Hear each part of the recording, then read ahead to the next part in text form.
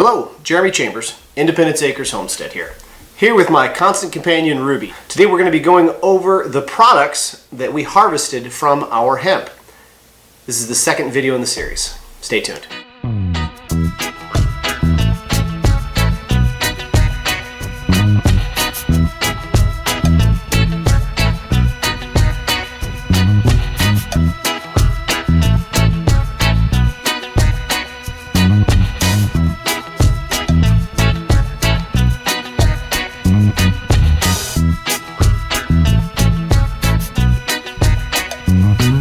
So we're going to start at the ground and work our way up on the plant to show you how we plan to use each and every part of the plant. So we're going to start with the roots.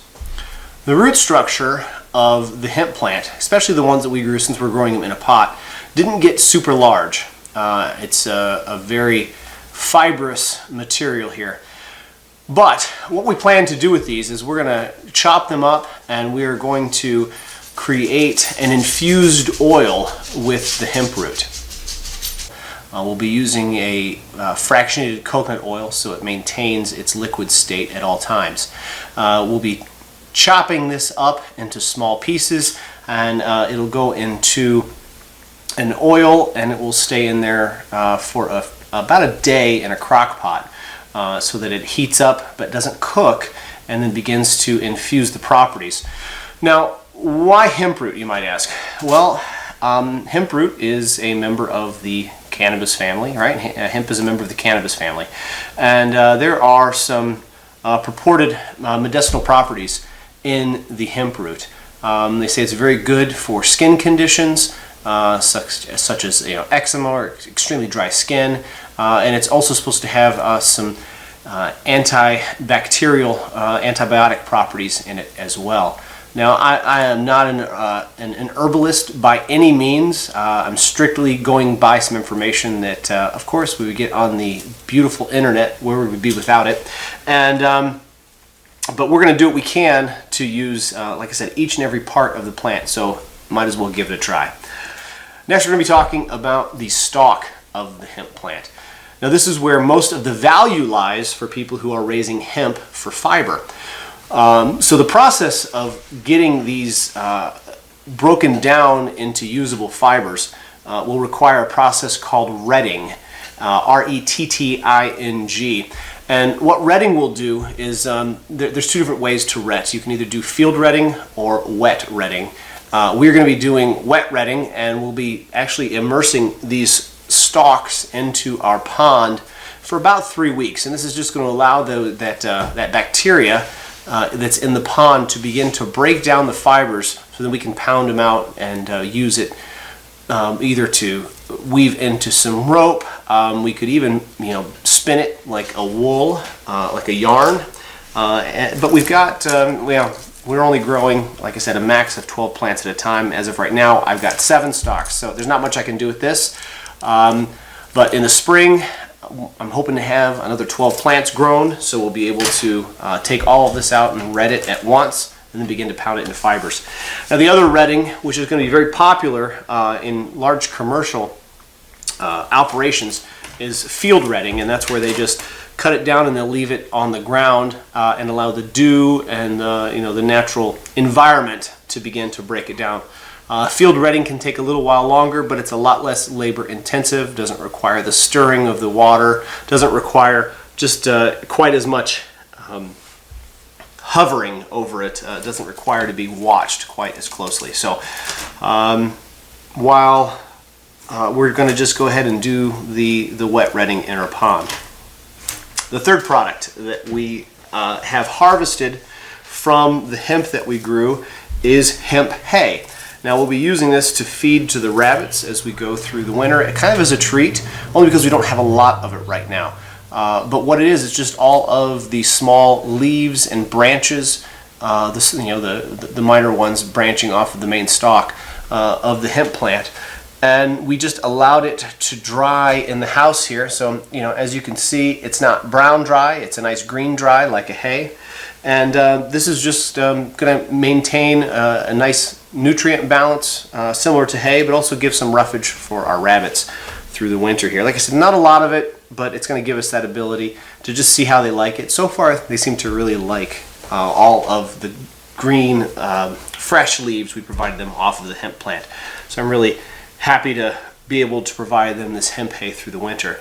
Now, of course, in order to have enough of this to feed the rabbits on a regular basis, we would have to grow a lot of hemp. Michigan law prohibits that, so we're just going to give them what we can as a treat for now. And finally, as we get to the very top of the plant, or the end of every one of these small branches on the female hemp plant, because as I told you in the last video, hemp plants come in male and female. Male are the pollen carriers, and the female plant is where the flower resides and where the actual hemp bud or flower is. Now, this is a dried and cured hemp bud. We dried these in the house here for about a week and a half, until they were sitting right around about 14% moisture, and then they went into a jar, and they've been curing in here for almost 3 weeks now. The process, the reason to cure them is it just allows the moisture to come back out from the center of the buds here and refill all the way through the rest of the bud. So there is the bud there. There is the seed pods are still in here, and what we're going to do with this is we will also be using the hemp buds in order to make an infused oil, and then we'll use that to make some beeswax salve. So we're really excited to be able to use this. Now, the process to get this used is going to require a scientific process called decarboxylation.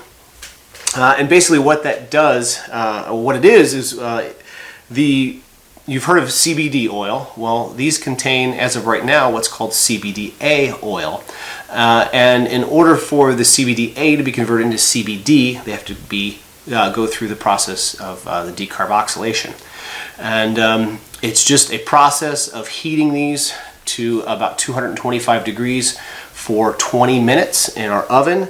And what that's going to do is it's going to take it through a thermal breakdown to release some of the molecules in the CBDA, and then we'll break it down into just the CBD, which is that therapeutic compound in the hemp that has become so popular over the last few years. So after it gets decarboxylated, we will do the oil infusion right alongside with the hemp roots, and then we'll just kind of store that and put a little bit of extra vitamin E oil in it as a preservative so that it doesn't go rancid on us. We're going to be using a fractionated coconut oil, so it maintains its fluid state at all temperature regions, but it's also just a little bit more shelf stable than if we were to use an olive oil or something of that nature. And then from there, we're just going to use it to make some different salves, lotions, or creams. Once again, the focus is going to be for using it on topical ointments, joint pain. CBD ointment has been proven to be beneficial for a range of different ailments that we get here on our homestead. So interested and excited to see how that is going to turn out. So as you can see, we're trying to use every part of the hemp plant, making sure that nothing goes to waste. If you enjoyed this video, don't forget to like and subscribe, and stay tuned, because we are going to be making sure that we get the videos making the infused oils, and also as we get into making the hemp root and hemp flower salves and creams. So make sure that you subscribe so you don't miss that. We really appreciate you joining us this evening. And until next time, God bless.